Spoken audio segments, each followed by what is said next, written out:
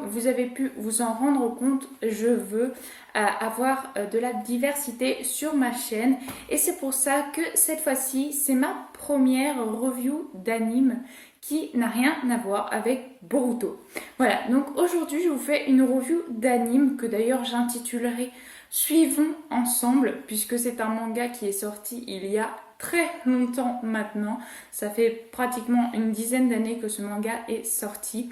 Du coup, je voulais vous faire une petite peut-être découverte anime aussi, j'aurais pu appeler ça. Mais donc, je vais l'appeler Découvrons ensemble. Et donc, je vais faire comme mes reviews de Boruto sur l'anime. Je vais décrire un petit peu l'épisode. Et ensuite, je vais dire ce qui me plaît, ce qui me plaît pas dans l'épisode. Si c'était un bon épisode, etc., etc. Toujours en fonction de mon propre avis et toujours en cosplay. Voilà, il y a d'autres mangas qui vont suivre comme celui-ci, donc en anime, que je vais faire des reviews d'anime, mais qui s'appelleront Suivons ensemble.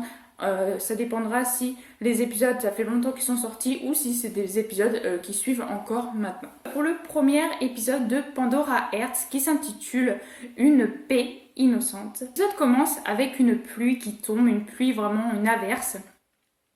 Et on retrouve donc le héros principal de ce manga, Oz, qui est sur le point d'être jugé. Et donc sa faute, c'est sa propre existence, comme diraient les personnes justement qui sont là pour le juger. Et tout d'un coup, on a un énorme séisme, un espèce de partie d'une ville qui s'assombrit tout d'un coup, comme si c'était le néant, comme s'il y avait un énorme trou cosmique en fait dans le village.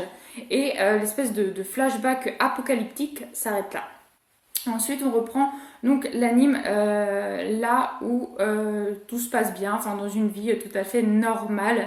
Où donc on rend compte que Oz est un jeune maître, donc c'est un jeune héritier d'une grande famille, et qu'il y a des domestiques qui sont à sa recherche. Il s'est planqué, lui, avec sa petite sœur dans un endroit. Et donc les domestiques sont en train de le chercher parce que visiblement c'est une journée très importante pour les membres du château, entre autres très importante donc pour le jeune maître Oz. Donc les domestiques trouvent Gilbert. Gilbert c'est un petit enfant mais tout aussi un domestique qui traîne donc souvent avec Oz et donc la domestique pour lui faire cracher le morceau, elle lui montre sa pire crainte, sa pire peur des chats. En fait, il a peur des chats, du coup, elle lui montre un chat et Gilbert est contraint de parler et de dire que Oz s'est enfui près d'un étang, qu'il est là-bas avec sa petite sœur.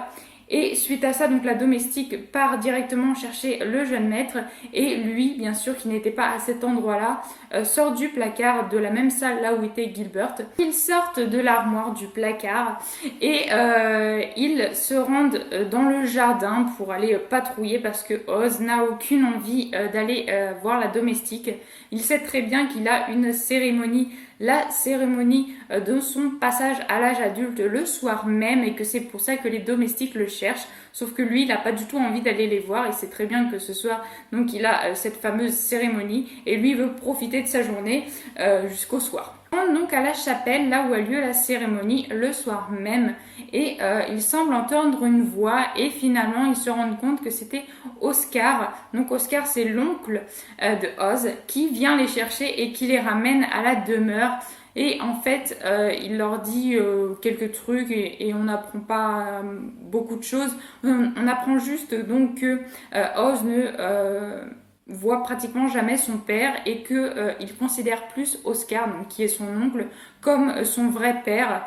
Donc en gros, il aurait une rancune contre son père, un petit peu à la Boruto. Bref, ça c'est la petite référence qui fait plaisir à ma chaîne.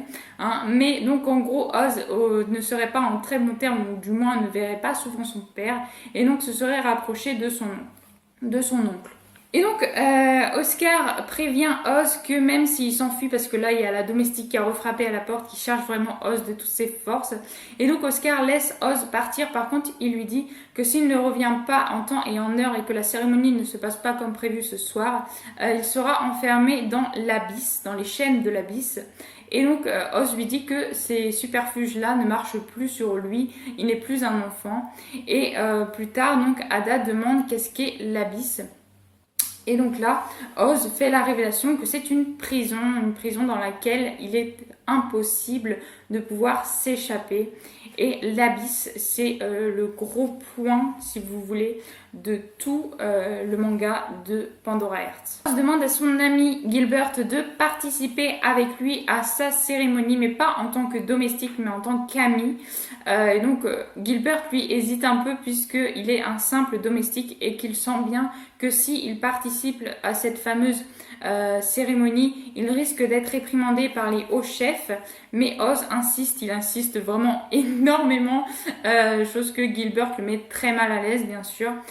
Suite à ça, il y a Oz qui entend une espèce de mélodie, donc il s'approche plus ou moins de la mélodie et j'ai pas l'impression que Gilbert l'entend. D'ailleurs, ça fait très longtemps personnellement que j'ai pas lu ni regardé l'anime de Pandora Hearts, donc vraiment je redécouvre les choses en même temps que vous, malgré qu'il y a certains petits trucs que moi je sais, mais il y a quand même énormément de choses dont je me souvenais plus du tout et du coup ça me fait plaisir de pouvoir vous les dire et également de pouvoir me les rappeler parce que ça fait, comme je vous dis, énormément de temps que la série est sortie, donc ça fait vraiment très plaisir de pouvoir redécouvrir ce manga qui a bercé donc mes années de collège. Donc Oz entend une espèce de boîte à musique, donc il court donc vers cette espèce d'endroit où il entend cette musique et il tombe, en fait le sol s'effondre et il tombe dans un espèce de tunnel qui est abrité par un espèce de grand arbre et une tombe sur laquelle il y a une croix et une espèce de pendule. Et Gilbert, qui lui l'a suivi, est également tombé dans le trou. Il y a seulement Ada, donc la petite sœur, qui est restée en haut. Et donc on découvre Oz qui est complètement attiré par cette espèce de musique. Et la musique, on s'aperçoit qu'elle est dans le pendentif qui, quand on l'ouvre, ressemble à une horloge. Ça se faisait beaucoup à une époque. Et il semble totalement aspergé, totalement imprégné de cette espèce de pendule et se retrouve dans un monde totalement parallèle où il découvre des poupées partout, des poupées qui lui disent « Bienvenue, on est content de te revoir », alors que lui, clairement, il n'a jamais été dans ce genre d'endroit, et qui semble vouloir jouer avec lui ou un truc du genre, tout seul. Et donc il rencontre une jeune fille juste après que les poupées aient bougé tous ensemble et qu'il lui ait dit qu'ils étaient contents de le revoir, et donc une espèce de fille qui voudrait, semblerait-il, lui faire un câlin et qui le transperce, donc comme si elle était immatérielle, hein, pas comme si elle le transperçait avec un couteau, comme si elle était immatérielle, donc elle le transperce comme un fantôme quoi. Et lui dit qu'elle est très contente de le revoir, mais que ça fait énormément de temps qu'elle l'a pas vu et qu'elle est donc en gros pas contente qu'il ait mis autant de temps à revenir, alors que lui clairement c'est la première fois donc il va dans ce genre d'endroit, il ne sait même pas comment il a fait pour y rentrer. Tout d'un coup la jeune fille change totalement de tempérament, elle devient vraiment narcissique, très mystérieuse, très machiavélique même. Et donc fait des espèces de flammes l'entourent, entoure donc Oz et elle-même, elle se transforme limite en flamme et ensuite elle intervient donc sur Oz, les flammes s'en vont et elle a un espèce de couteau, elle veut le tuer en l'étranglant et en lui plantant le couteau dans son œil, et finalement avant qu'elle ait le temps de lui planter le couteau dans l'œil, il revient à lui grâce à Gilbert qui lui a tapé sur l'épaule et qui lui demandait qu'est-ce qui se passait parce que il était absent pendant un petit laps de temps, il était complètement absent. Et donc Gilbert s'était inquiété en lui tapant sur l'épaule. Ça aurait fait donc revenir Oz à lui. Et donc ils sont dans l'espèce de fossé là où ils étaient tombés avec justement ce fameux arbre et cette fameuse tombe et cette horloge. Donc suite à ça, ils sortent de la pièce. Oz a récupéré toujours l'espèce d'horloge, quoi, de l'espèce de pendule. De pendentif, pardon, et il va demander justement à son oncle qu'est-ce que ça correspond et à qui appartient la tombe justement qu'ils viennent de voir. Et il se demande d'ailleurs si ce qu'il a vécu était vrai ou si c'était un rêve. Et donc Oz est très songeur, mais il demande quand même à Gilbert de venir à sa cérémonie en lui serrant l'épaule comme s'il n'avait vraiment pas le choix d'obéir à Oz. Et et de vraiment aller donc à la cérémonie en tant qu'ami et non pas en tant que domestique. Donc Gilbert lui cogite et puis Ada et Oz eux rentrent au palais parce qu'il faut maintenant qu'il aille se changer justement pour pouvoir ne pas être en retard à cette fameuse cérémonie. Et donc ensuite on retrouve Oz qui justement est en train de se changer pour cette soirée et en se changeant au niveau de son cou on s'aperçoit qu'il y a justement les traces d'un étranglement. Donc clairement, c'était pas un rêve. Il a clairement vécu ce qui s'est passé. Voilà, je vous laisse cogiter un petit peu. Je vous dis pas ce qui s'est passé. Je crois qu'on l'apprend justement à l'épisode prochain. Donc vous verrez ça prochainement sur ma chaîne. Mais donc clairement, il s'est vraiment fait étrangler. Ce n'était vraiment pas un rêve. Et juste après ça, nous avons Gilbert qui se fait kidnapper plus ou moins par une fille et cette fille est sous une espèce de cape sombre et c'est mon deuxième personnage préféré de la série. Voilà, donc, mon premier personnage préféré bien sûr c'est Echo, mais ce fameux personnage qui est en train de kidnapper Gilbert, c'est mon deuxième personnage préféré. Je vous dirai pourquoi en suivant l'anime. Et donc Oz est fin prêt pour la cérémonie et il ne trouve pas Gilbert, donc il se demande qu'est-ce que Gilbert a fait, pourquoi il n'est pas là. Et juste avant que l'épisode se clôture, nous voyons donc Gilbert qui s'était soi-disant fait kidnapper, je vous le disais, par un personnage sombre avec une espèce de cape très sombre sur elle, parce que je suppose que c'est une fille, elle avait les cheveux longs. Il semblerait que Gilbert ait totalement perdu la raison, ou alors plutôt moi personnellement je pense, et vraiment je m'en souviens plus, donc c'est vraiment pas quelque chose dont je me souviens.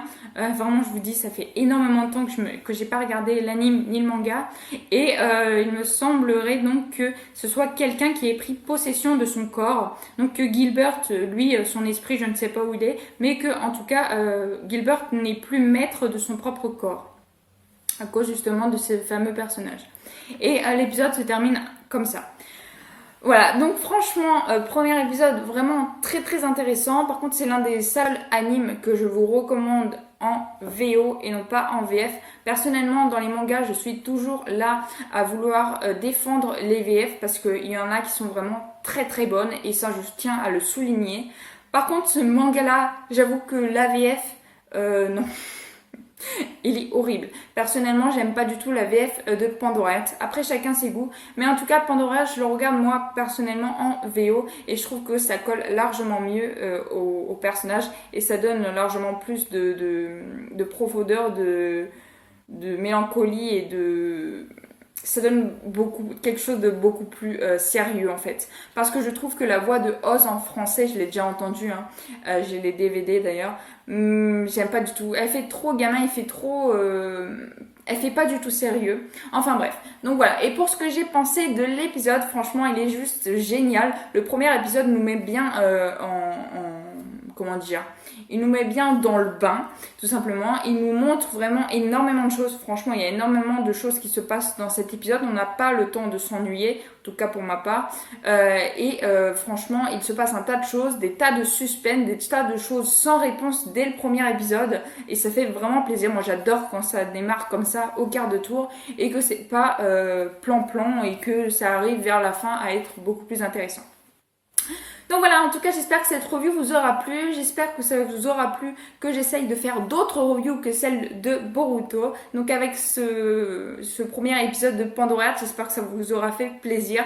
En tout cas, si ça vous a fait plaisir, n'hésitez pas à liker, à commenter, à partager et à vous abonner, ça me ferait vraiment très très plaisir.